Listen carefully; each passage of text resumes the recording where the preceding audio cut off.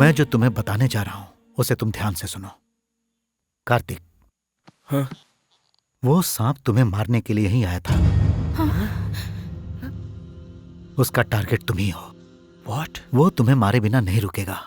यहाँ एक और अबनॉर्मल बात यह है कि उस सांप को किसी ने हिप्नोटाइज किया हुआ है। हिप्नोटाइज?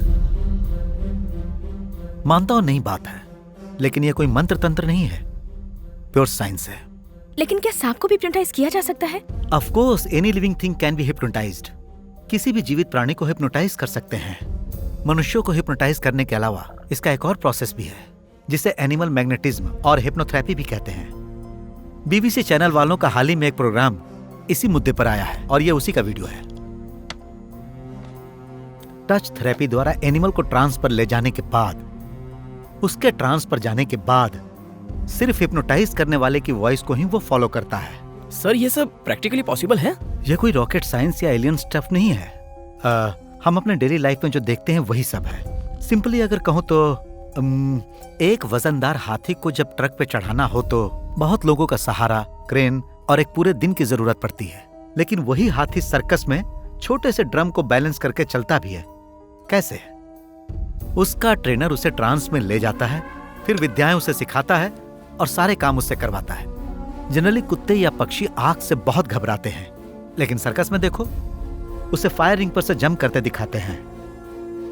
मुर्गों में कोई अलग अलग जाति नहीं होती है, लेकिन मुर्गों के झगड़े में जब तक सामने वाला मुर्गा मर नहीं जाए वो दोनों लड़ते रहते हैं, क्योंकि झगड़े से पहले उसे चाहने वाला इंसान उससे सहलाता है। उसे टच थेरेपी, हिप्नोथेरेपी ही कहते हैं। ठीक वैसे ही उस सांप को भी किसी ने हिप्नोटाइज करके तुम्हारी बॉडी स्मेल सुंघाकर टारगेट बनाया है।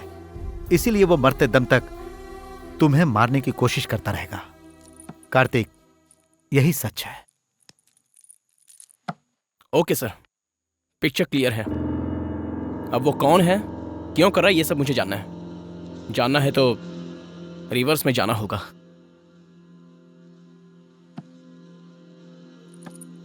वाणी, तुम्हारे पापा गांव में ही है ना? अब भी उस मंदिर के बारे में नहीं बताऊंगा ऐसा मत कहिए सर। मंदिर के बारे में जानने का मौका मिलेगा तो आखिर क्या हुआ था और क्या होने वाला है ये सब हम जान सकते हैं सर। उस मंदिर के बारे में अगर हमें सब कुछ जानना है तो तंजावुर के आदिशक्ति पीठ के पीठाधिपति से मिलना होगा।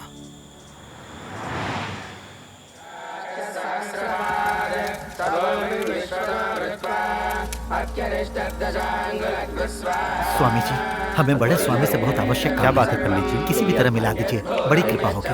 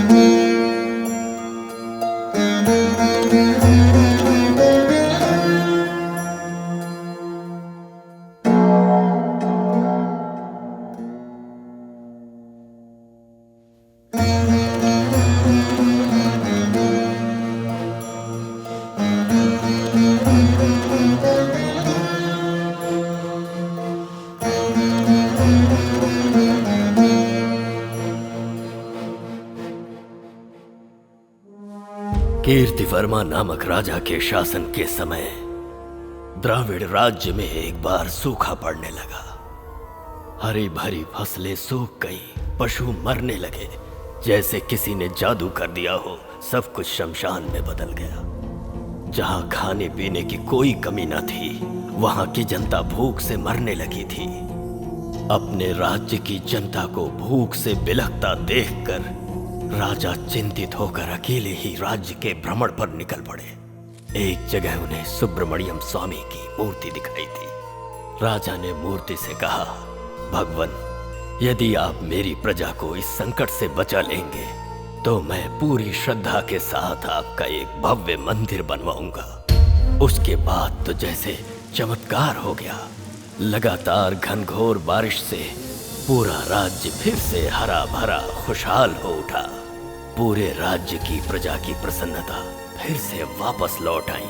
अपनी प्रतिज्ञा को पूरी करने हेतु राजा ने बिल्कुल समय न गंवाते हुए भारतवर्ष में प्रसिद्ध प्रमुख शिल्पी विश्वकर्मा को बुलाकर उनके हाथों मंदिर बनवाना शुरू किया। मंदिर का कार्य प्रगति पर था। उसी समय एक दिन राजा ने विश्वकर्मा से अपने राज्य वैभव को वापस ले आने वाले स्वामी के मंदिर के लिए अब तक किसी भी मंदिर में ना हो ऐसी कोई विशेषता चाहिए, ये इच्छा व्यक्त की और अपने वंश की पारंपरिक संपत्ति कोहिनूर मणि को विश्वकर्मा के हाथों में देते हुए कहीं इस्तेमाल करने के लिए कहा। विश्वकर्मा ने उस मणि को स्वामी के चरणों में स्थापित करने का निर्णय लिया। मणि की विशेषता थी कि जब जब भी उस पर चंद्रमा की रोशनी पड़ती तो वो सैकड़ों गुना ज्यादा प्रकाशित होकर अद्भुत प्रकाश को जन्म देती। विश्वकर्मा ने मंदिर में मणि को इस प्रकार स्थापित किया कि कार्तिक पूर्णिमा की रात वो मणि सैकड़ों चंद्र के समान प्रकाशित हो। मणि से निकलने वाली किरणें पूरे मंदिर को अद्भुत प्रकाश से जगमगा देती। राजा कीर्तिवर्मा ने जिस विशेषता की आशा शिल्पी विश्वकर्मा से की थी वो पूरी हुई। मंदिर के विलक्षण रोशनी का रहस्य पूरे संसार के लिए अनसुलझा बना रहे और मंदिर अपनी इसी विशेषता के लिए जाना जाए, यही राजा चाहते थे। और संयोग देखो, कल ही कार्तिक पूर्णिमा है। तो फिर इसका उपाय क्या है? विजयी भव।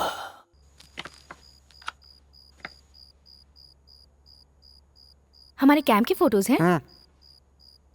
ए, कैंप के सारे फोटोज तूने अपलोड किए ना? कुछ मिस तो नहीं हुआ है ना? सब कर लिया भाई। हाँ?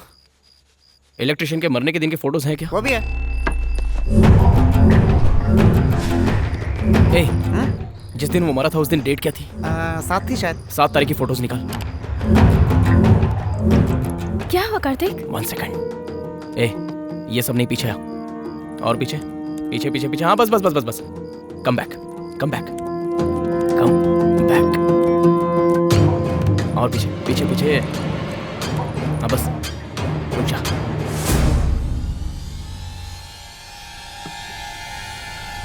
ए, ताबीज।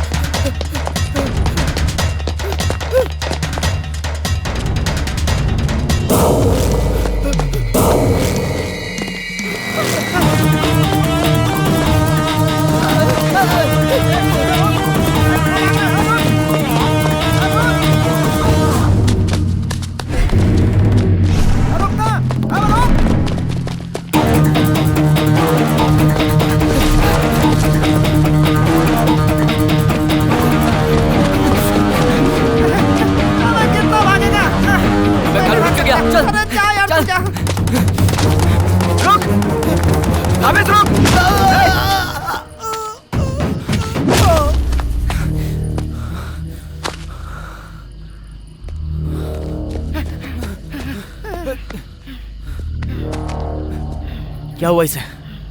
हाँ? अब क्या करें? अब क्या करेंगे कार्तिक? प्रयास करो, साधना साध्यते सर्वम। मैं मंदिर के अंदर जा रहा हूँ। मंदिर में? कार्तिक, कार्तिक। अकेले ही जाऊंगा।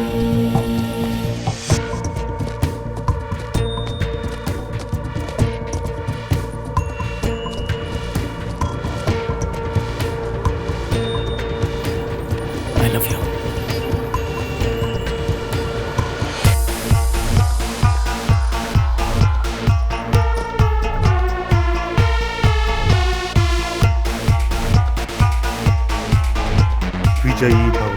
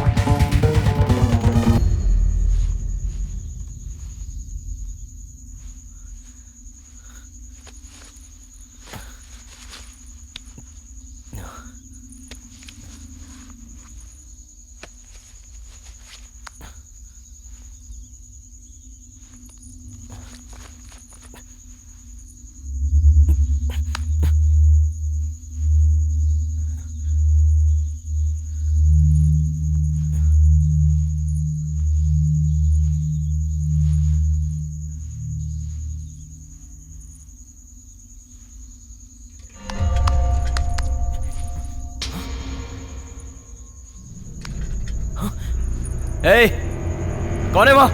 कौन है?